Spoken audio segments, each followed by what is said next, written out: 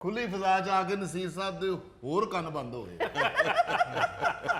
ਕੰਨ ਬੰਦ ਨਹੀਂ ਹੁੰਦੇ, ਇਹਨਾਂ ਦੇ ਜਿਸਮ ਦੇ ਹਿਸਾਬ ਨਾਲ ਕੰਨ ਛੋਟੇ ਨੇ। ਕੋਈ ਵੱਡੀ ਗੱਲ ਹੋਵੇ ਤੇ ਉਹ ਬਾਹਰ ਹੀ ਫਸ ਜਾਂਦੀ ਹੈ, ਕੰਨਾਂ ਦੇ ਅੰਦਰ नहीं ਜਾਂਦੀ।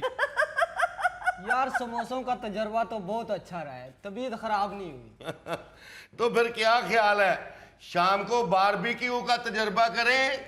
तजर्बा तो मैं तुम्हारा करवाता हूँ। भागो भागो, खबरदार, फरंगियों ने हमला कर दिया।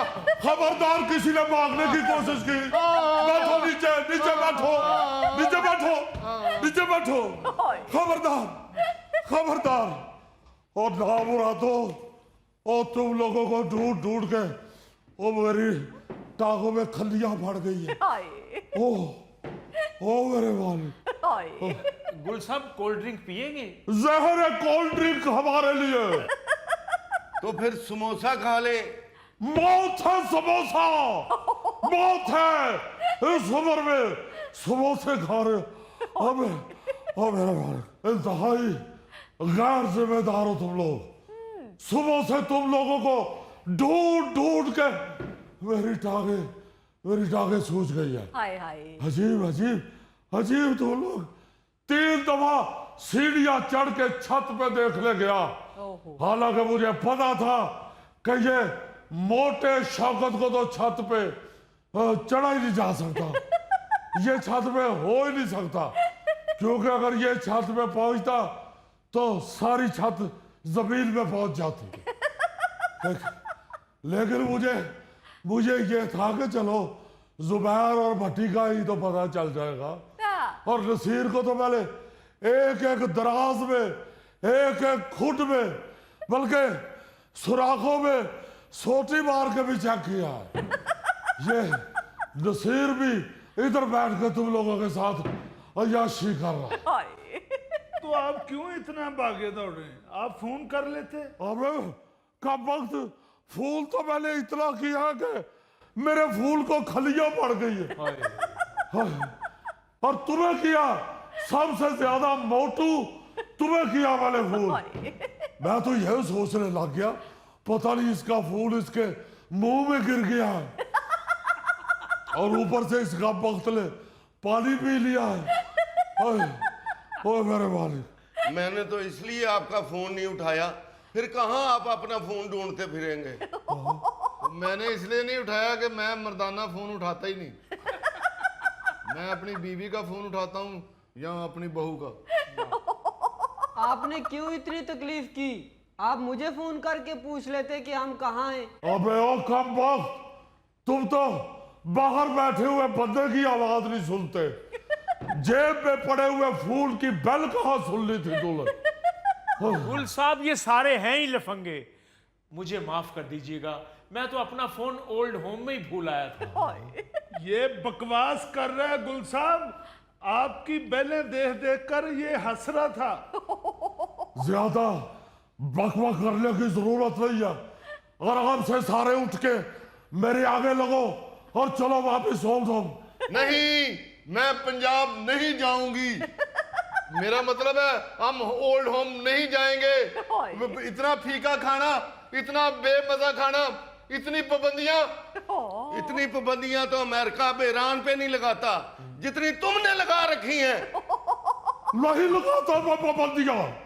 मेरी तरफ से भाड़ में जाओ, खाओ जो मर्जी, बेशक उलट पुलट खाओ, मुझे क्या। ना खाओ दवाई बेसल में बेशक बहा दो, बेशक सोने का शेड्यूल भी अपना आगे पीछे कर लो, नहीं लगाता मैं तुम पे पाबंदियां। मगर फिर मुझे कोई ना कहे कि एम्बुलेंस बुलवा लो, मुझे कोई ना कहे तो मुझे दिल में तकलीफ हो रही है, मुझे कोई ना कहे कि मुझे पकड़ो मुझे कुछ हो रहा है। यार गुल साहब तो इस वेले मैनू साडी अम्मी लगे ने। गुल साहब हम आपकी सारी पाबंदियां बर्दाश्त कर लेंगे, लेकिन जो आपने नया असिस्टेंट रखा ना सलीम, उसको हम बर्दाश्त नहीं करेंगे। वो वखरा ही शहजादा सलीम बन के साडे इर्द गिर्द इट्टां चढ़ाउंदा रहिंदा है। हमें कब वक्त मेरा ख्याल है समोसों की वजह से तुम्हारी मत मारी गई है। और क्यों हिस्ट्री पुठी कर रहे हो? और दीवार शहजादा सलीम ने नहीं, अकबर बादशाह ने चुलवाई थी।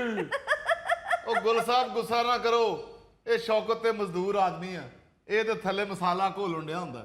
ਇਹਨੂੰ ਕੀ ਪਤਾ ਉੱਤੇ ਗੋਹ ਤੇ ਸ਼ਾਦਾ ਸਲੀਮ ਬੈਠਾ ਹੈ ਜਾਂ ਅਕਬਰ ਬਾਦਸ਼ਾਹ ਬੈਠਾ। ਉਹ ਖਲੋ ਜਾ ਭਾਈ, ਮੈਂ ਐਡਾ ਵੀ ਬੇਵਕੂਫ ਨਹੀਂ। ਗੁਲ ਸਾਹਿਬ, ਦੀਵਾਰ ਚਣਵਾਈ ਵੀ ਤੇ ਸ਼ਹਜ਼ਾਦੇ ਸਲੀਮ ਦੀ ਵਜ੍ਹਾ ਤੋਂ ਸੀ ਨਾ।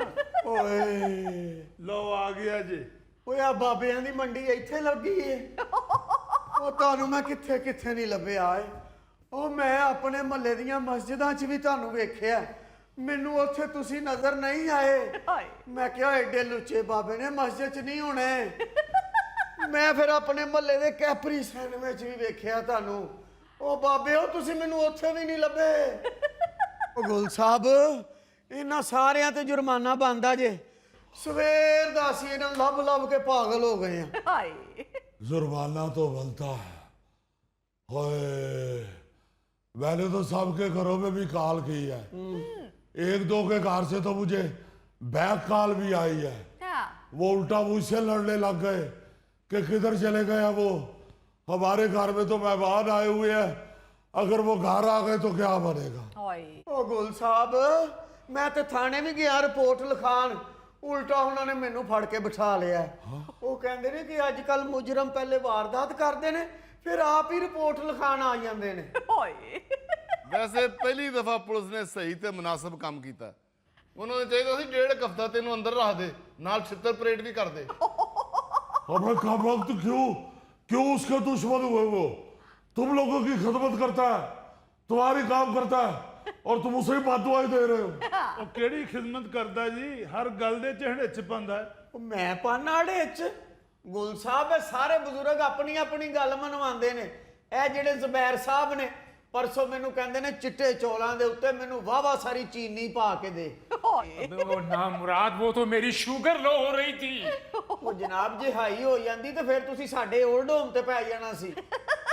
जहां पर चीनी वाले चावल भी ना मिले, वहां रहने का क्या फायदा। ਇਹ ਜਿਹੜੇ ਨਾਲ ਬੈਠਾ ਜੇ ਬਾਬਾ, ਇਹ ਛੱਪੜ ਦਾ ਫੁੱਲ। ਮੈਨੂੰ ਤੁਸੀਂ ਭੇਜਿਆ ਕਿਚਨ ਦਾ ਸਮਾਨ ਲੈਣ ਵਾਸਤੇ ਬਾਜ਼ਾਰ। ਮੈਨੂੰ ਕਹਿੰਦੇ ਉਹ ਬੇਟੇ ਕਿੱਥੇ ਚੱਲਾ? ਮੈਂ ਕਿਹਾ ਜੀ ਮੈਂ ਬਾਜ਼ਾਰ ਚੱਲਾਂ। ਕਹਿੰਦੇ ਉੱਥੋਂ ਮਠਿਆਈ ਵਾਲੀ ਦੁਕਾਨ ਤੋਂ ਮੋਟੀ ਬੂੰਦੀ ਵਾਲੇ 4 ਲੱਡੂ ਲੈ ਕੇ ਆਈ, ਉਹ ਜਿਹਦੇ ਉੱਤੇ ਬਦਾਮ ਲੱਗਾ ਹੁੰਦਾ ਹੈ। ਮੈਂ ਕਿਹਾ ਜਨਾਬ ਜੇ ਬਦਾਮ ਵਾਲਾ ਲੱਡੂ ਨਾ ਮਿਲਿਆ ਤੇ ਫੇਰ ਸਾਦਾ ਲੈ ਆਵਾਂ? ਕਹਿੰਦੇ ਜੇ ਨਾ ਮਿਲਿਆ ਤੇ ਮੈਂ ਤੈਨੂੰ ਚੁੱਕ ਕੇ ਲੱਡੂ ਦੇ ਉੱਤੇ ਰੱਖ ਲੈਣਾ। पुत्र ਇਹਦੇ ਕੋਲੋਂ बची तू ਇਹਦਾ ਇੱਕੋ ਹੀ ਲੁਕਮਾ ਬਣਨਾ ਹੀ। गलत बात कर रहे हैं ये। तुम गलत फरमाइश नहीं कर रहे, ये कौन सी फरमाइश है जो तुम उसे कर रहे हो? गुल साहब, आपकी भाभी खाया करती थी, वो मुझे याद आ रही थी, मैं उसकी याद में खाना चाह रहा था। उसकी याद में कभी किचन में घुस के बर्तन भी धो दिया करो। उसकी याद में कभी ओल्ड होम के फर्श के ऊपर तपड़ी भी फेर दिया करो। ये काम नहीं थी करती भाभी, या भाभी लगड़ी थी। ओ भाई, अगर आपने आपस में ही काना फूसी करनी है तो मैं फिर यहाँ से जाऊं? ਲਓ ਇਹਨਾਂ ਦੀ ਵੀ ਸੁਣ ਲਓ। ਪਿਛਲੇ ਹਫਤੇ ਆਪਣੇ ਕਮਰੇ 'ਚ ਸਿਗਰਟ ਲਾ ਕੇ ਬੈਠੇ ਨੇ ਤੇ ਰੋ ਰਹੇ ਨੇ। ਮੈਂ ਕਿਹਾ ਨਸੀਰ ਸਾਹਿਬ ਖੈਰ ਹੈ? ਕਹਿੰਦੇ ਯਾਰ ਮੈਂ ਸਿਗਰਟ ਤੇ ਲਾ ਲਿਆ, ਮੇਰੇ ਕੋਲ ਹੁਣ ਕਸ਼ ਖਿੱਚਿਆ ਨਹੀਂ ਜਾ ਰਿਹਾ। ਮੈਂ ਸਿਗਰਟ ਫੜ ਕੇ ਬਾਹਰ ਸੁੱਟਿਆ ਤੇ ਉੱਠ ਕੇ ਮੇਰੇ ਨਾਲ ਲੜ ਪਏ ਨੇ। क्यों? ਉਹ ਮੈਂ ਸਿਗਰਟ ਦੀ ਬਜਾਏ ਇਹਨਾਂ ਨੂੰ ਸੁੱਟ ਬੈਠਾ ਸਾਂ। ਤੇ ਉਹ ਭੱਟੀ ਸਾਹਿਬ ਦੀ ਸੁਣ ਲਓ। खबरदार मेरी कोई शिकायत लगाई तो जिए बुड्ढो, फ्रीडम फ्रीडम फ्रीडम। और कौन सी फ्रीडम चाहते हो तुम? इससे ज्यादा क्या तुम्हें फ्रीडम दे? सारे ओल्ड होम में दंदलाते फिरते हो, शर्म नहीं आती तुम्हें? ਉਹ ਬੌਸ ਇੰਜ ਦਾ ਦੰਦਨ ਆਂਦੇ ਫਿਰਦੇ ਨੇ। ਮੈਂ ਅੱਧੀ ਰਾਤ ਨੂੰ ਕਿਤੇ ਛੱਤ ਤੋਂ ਕੱਪੜੇ ਲੈਣ ਗਿਆ ਵਾਂ ਤੇ ਉੱਤੇ ਇਕੱਲੇ ਹੀ ਫਿਰਨ ਦੇ ਸਨ। ਮੈਂ ਡਰ ਗਿਆ, ਮੈਂ ਕਿਹਾ ਪਤਾ ਨਹੀਂ ਸਾਇਆ। ਦੌੜ ਕੇ ਮੈਂ ਥੱਲੇ ਆਇਆ ਤੇ ਪੌੜੀਆਂ 'ਚੋਂ ਮੂੰਹ ਕੱਢ ਕੇ ਕਹਿ ਰਹੇ ਨੇ ਉੱਪਰ ਆਓ, ਉੱਪਰ ਆਓ। ਭਾਈ ਐਡਾ ਫਰਮਾ ਬਰਦਾਰ ਨਾ ਬਣ, ਟਕੇ ਦਾ ਕੰਮ ਨਹੀਂ ਕਰਦਾ ਤੇ ਤਨਖਾਹ ਲੈ ਕੇ ਘਾਟ ਟੁਰ ਜਾਂਦਾ। ਉਹ ਮੈਂ ਕੰਮ ਨਹੀਂ ਕਰਦਾ। ਉਹ ਜਨਾਬ ਤੁਸੀਂ ਵੀ ਤੇ ਕੋਈ ਚੱਜ ਦਾ ਕੰਮ ਕਿਹਾ ਕਰੋ ਨਾ। ਮੈਨੂੰ ਕਹਿੰਦੇ ਨੇ ਮੈਂ ਸੁੱਤਾ ਹੋਵਾਂ ਤੇ ਮੇਰੇ ਸਿਰ ਤੋਂ ਪੱਗ ਨਾ ਲੱਥੇ। ਮੈਂ ਕਿਹਾ ਠੀਕ ਹੈ, ਇਹ ਸੁੱਤੇ ਪਏ ਪਾਸਾ ਲੈਣ ਤੇ ਇਹਨਾਂ ਦੀ ਪੱਗ ਫੇਰ ਲੱਥ ਜਾਵੇ। ਗੁੱਲ ਸਾਹਿਬ ਮੈਂ ਵੀ ਫਿਰ ਪੱਗ ਖੋਲ ਕੇ ਤੇ ਇਹਨਾਂ ਦਾ ਮੂੰਹ ਹੀ ਬੰਦ ਛੱਡਿਆ। ਚਵਲੇ ਜਾਂਦੀ ਹੈ, ਮੇਰੇ ਕੋਲ ਦਹੀਂ ਰੱਖ ਗਿਆ ਤੇ ਮੇਰਾ ਮੂੰਹ ਹੀ ਨਾ ਖੁੱਲੇ ਮੁੜ ਕੇ। मुझे ऊंचा सुनाई देता है। वरना इसने जो बात की है, अगर मुझे समझ आ जाती तो यहाँ पे लड़ाई हो जानी थी। नहीं नहीं नहीं नसीर साहब, लड़ाई नहीं, लड़ाई नहीं, पहले ही आपकी असील कुक्कड़ से दुश्मनी चल रही है।